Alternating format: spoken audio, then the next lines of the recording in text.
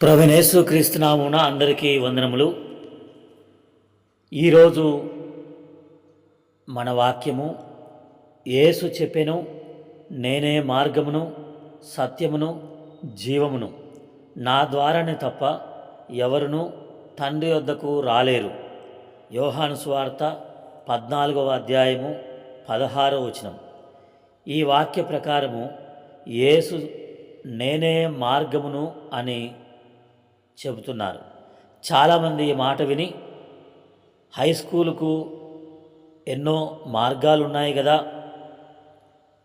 యేసు ఒక్కడే మార్గం అంటే ఎలా, బస్టాండ్కు కూడా ఎన్నో మార్గాలు ఉంటాయి కదా, యేసు ఒక్కడే మార్గం అంటే ఎలా, 4 దారులు ఒక్క సెంటర్కు తీసుకొని వెళ్ళినట్లుగా ఈ లోకంలో ఉన్నటువంటి మార్గాలన్నీ కూడా మోక్షానికి తీసుకొని వెళ్ళలేవా? ఒక్కడే మార్గం అంటే ఎలా, ఎన్నో దారులు ఉంటాయి కదా అని చాలామంది ప్రశ్నిస్తూ ఉంటారు, ఆలోచిస్తుంటారు. నదులన్నీ కలిపి సముద్రంలో కలుస్తున్నాయి అని చెబుతుంటారు. ఎన్నో నదులున్నాయి, అన్ని నదులు సముద్రానికే కదా ప్రయాణం చేసేది అనుకుంటుంటారు. నిజముగా మోక్షం అంటే బస్టాండ్ అని అనుకోవచ్చా? దేవుడుండే స్థలము హై స్కూల్తో పోల్చవచ్చా? లేక సముద్రం అని చెప్పవచ్చా?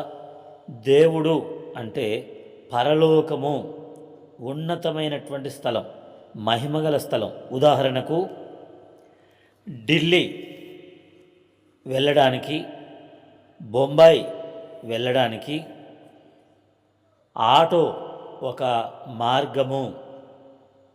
అంతేకాదు, కారు కూడా ఒక మార్గమే, బస్సులో కూడా వెళ్ళవచ్చు.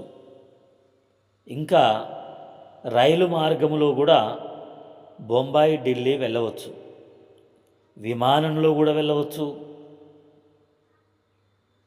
కొంతమంది ఎక్కువ డబ్బులు ఉన్నవారైతే, ధనవంతులైతే సొంత హెలికాప్టర్లో కూడా వెళ్తుంటారు. అలాగున్నే చంద్రుడు ఉన్నాడు కదా, చంద్ర మండలము మీదికి వెళ్ళాలని ఆశ కలిగిన వారు, లేక గ్రహాల మీదికి వెళ్ళాలని ఆశ కలిగిన వారు, ఇంకా అంతరిక్షములో పాలపుంతకు వెళ్ళవలసిన వారు రాకెట్లో వెళ్ళాల్సిందే. ఆటో మార్గమేనా అంతరిక్షానికి? కారు మార్గమేనా అంతరిక్షానికి? బస్సు అంతరిక్షానికి తీసుకుని వెళ్ళగలదా? రైలు చంద్రుని మీదకి వెళ్ళగలదా? పోని విమానము ఆకాశంలో ఎగురుతుంది కదా, హెలికాప్టర్ కూడా ఆకాశంలోనే ఎగురుతుంది కదా. కానీ చంద్రుని మీదికి లేదా గ్రహాల మీదికి, అంతరిక్షంలో పాలపుంతకు వెళ్ళగలవా?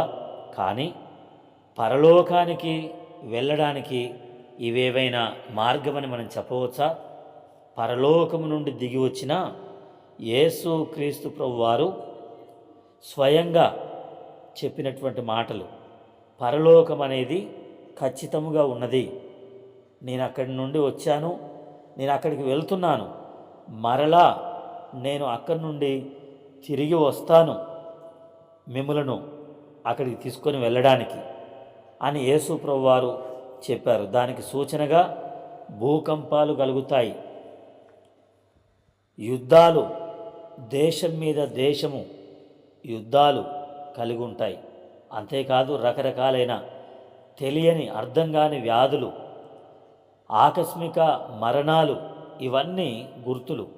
చివరికి నిత్య నరకము, భయంకరమైనటువంటి అగ్నిగుండము.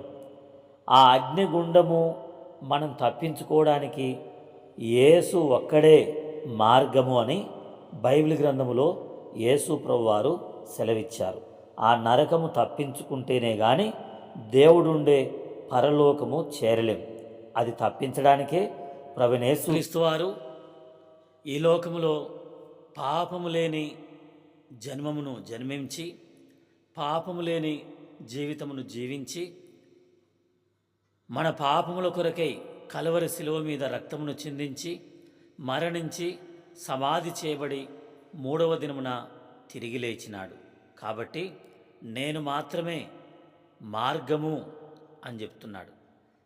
అలా ప్రభువైన విశ్వాసముంచి నూతన జీవితాన్ని పొంది నా కొరకై నా పాపముల కొరకై పాపము లేని ప్రభువైన వారు శిలువలో రక్తాన్ని చిందించాడని, మరణించి సమాధి చేయబడి తిరిగి లేచినాడని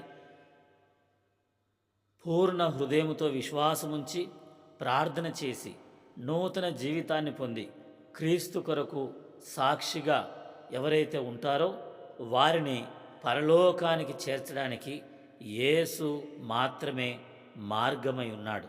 ఇప్పుడే ప్రభువైన యేసునందు విశ్వాసముంచుము, ఆయనే పరలోక మార్గము.